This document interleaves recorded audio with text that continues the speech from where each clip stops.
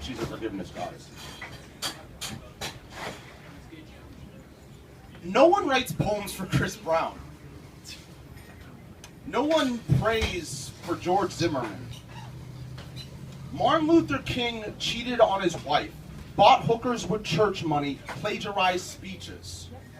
John Lennon staged bed-ins for peace. He also got drunk and started a fist fight at a nightclub after heckling the Smothers Brothers. Yeah.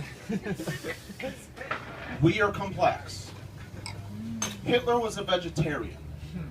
Gandhi, true story, was friends with Hitler. Mother Teresa's clinics bubbled with unsanitary conditions while she pocketed donations to leave India and get treatment from the best hospital in LA. Sean Penn won the Oscar portraying gay rights icon Harvey Milk. Sean Penn broke into his ex-wife Madonna's house, tied her to a chair, and beat her for hours, the only time the singer avoided controversy and a media circus. Before catching AIDS from groupies, gangster rap legend and sometime crack dealer Eazy-E donated thousands to inner-city charities. Snoop Dogg is a member of the Long Beach Crips. Snoop Dogg went on trial for murder. Snoop Dogg coaches his son's football team, hands out full college scholarships to kids in the ghetto.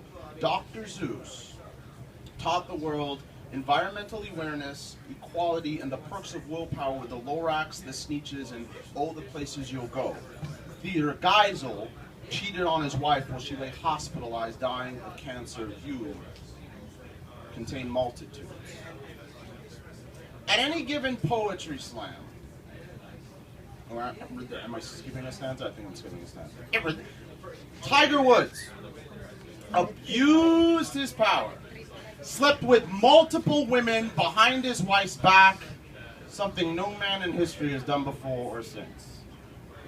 At any given poetry slam, you'll hear about oppression, breakups, body issues, anthems and stats, vilifying easy targets. Less likely will you hear poems about forgiveness. Moses killed a guy. Jesus of Nazareth flipped a table, Chris Brown style, roared at the temple merchants, "You have turned my father's house into a den of thieves!" You could say he got black for a second. I want to be an angry Jesus. To say things so real it makes people uncomfortable. At the 2013 National Poetry Slam, a poet accused of an unspeakable crime took stage to booze from a crowd of their peers who they themselves never hurt anyone, who they themselves never did anything they regretted, who they themselves cast the first stone. That poet's team won their bout. Why? Because 100% of the time, it doesn't matter, the winner of the slam isn't the best writer or performer. It isn't who's most clever or entertaining. 100% of the time, across the board, without fail. The winner of the slam is the one who deserves it. God, the universe, whatever you want to call it, it always votes for the underdog. I was raised Catholic. Today, I don't subscribe to any particular religion. Even atheists can forgive and be better for it. We forgive for ourselves. Why are confessional booths so popular? Shit, y'all, the same reason poetry is. It's cheaper than therapy, and you don't actually have to learn anything or walk out of here a better person. You could shoot up a preschool, go home, say 10 prescription Hail Marys, and be cool. It's not enough to ask, what would Jesus do? We must become Christ, become Mary, become Muhammad, become White Tara, become Guan Yin, however our faith personifies unconditional love, and just so you don't think I'm in life. What did I do? Let's just say I broke her heart. Let's just say Abraham was a liar, polygamist, and adulterer when we spoke for the first time in months after the man she should have been with committed suicide. She said, "I will try not to hate you." I didn't have the gumption to tell her that the opposite of hating someone is not hating them. The opposite of hating someone is loving them, is forgiving them. Winston Churchill did terrible things. Winston Churchill helped the Allies win World War II. Winston Churchill said, "Seldom do a good man and a great man occupy the same body.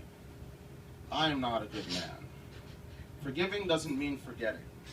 It doesn't mean I have to trust or like someone who throws chairs through windows, dresses up as the Taliban, tattoos images of battered women on his neck. It is hard forgiving those who've wronged you, knowing they might not change. It is hard to forgive your rapist, to see actions born of inner torment. It is hard to forgive those who've taken the lives of your loved ones. I promise you, their ghosts would never come back seeking vengeance when they have the option of telling you one last time that they love you. It is hard to forgive your parents their best efforts, anyone, their cruelty, your children, when they look like the ones who've hurt you the most. It is hard, but not impossible. Yes, some deeds deserve jail time. No one is beyond redemption. Every saint has a past. Every sinner has a future. If you can't forgive your worst enemy, you're loving everyone else inadequate. It is hard to say I agape Chris Brown. No one writes poems for the boy who watched his dad do horrific things to his mom, unaware that he's repeating the cycle, that fame and money keep his entourage from telling him he has a legit problem. Forgive them, Father, they know not what they do. I was always madder at her. Multi-platinum rap star, multi-millionaire with a private jet who could have any man she wants. I would never call Rihanna stupid. Naive, maybe. But we all know someone who's addicted to bad decisions. Maybe she thinks he'll change. Maybe she forgives him. A grudge is poison to the soul. What if yours came with a blast radius? What if all those in your circumference were subject to radiation poison? What if all you hold on to is slowly killing everyone around you? There are ways around being an emotional biohazard. It starts with strangers in traffic. The waitress has shortchanged you. It starts with forgiving the 1%, forgiving Hitler. It starts with forgiving your ex, your rapist. It starts with forgiving Bin Laden, Hussein, George Zimmerman. It starts with forgiving Chris Brown. It starts with forgiving yourself.